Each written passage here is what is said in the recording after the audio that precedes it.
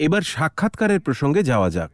এগুলি পূর্ব পরিকল্পিত কিছু লক্ষ্যে পৌঁছতে আগে থেকে তৈরি করে রাখা কাঠামো অনুযায়ী তথ্য সংগ্রহের জন্য প্রশ্নের একটি তালিকা। এই তালিকাভুক্ত প্রশ্নগুলি ধাপে ধাপে করতে হবে, যাতে কোনো ছাত্র বা ছাত্রী পরপর অনেক প্রশ্নের সম্মুখীন হয়ে কোণঠাসা বা বিরক্তি বোধ না করে। আমরা বরং এটিকে একটি কথোপকথন হিসেবেই দেখতে চাই, যেখানে আপনি ছাত্রকে আরও কথা বলতে, নিজেকে প্রকাশ করতে, আপনার সাথে তার চিন্তাভাবনা এবং অনুভূতিগুলি শেয়ার করে নিতে, তাদের ভয়গুলি কি তা আপনাকে জানাতে উৎসাহিত করবেন। এইভাবে এমন একটি সহায়ক সেফ স্পেস তৈরি করবেন যেখানে তারা চিন্তা করতে ও নিজেদেরকে প্রকাশ করতে উদ্বুদ্ধ হয়। আপনি সেসব থিমগুলি খুঁজে পাবেন যা একজন ছাত্রছাত্রীকে বোঝার পক্ষে সত্যিই গুরুত্বপূর্ণ, যা তাদের সেলফ কনসেপ্টের পরিচয় দেয়, তা শনাক্ত করতেও আপনি সক্ষম হবেন। ডোনাল্ড সাপারও এটি বলেছিলেন কেরিয়ার ডেভেলপমেন্ট মডেলে ইন্ডিভিজুয়াল সেলফ কনসেপ্টের বিষয়ে আলোচনার সময়।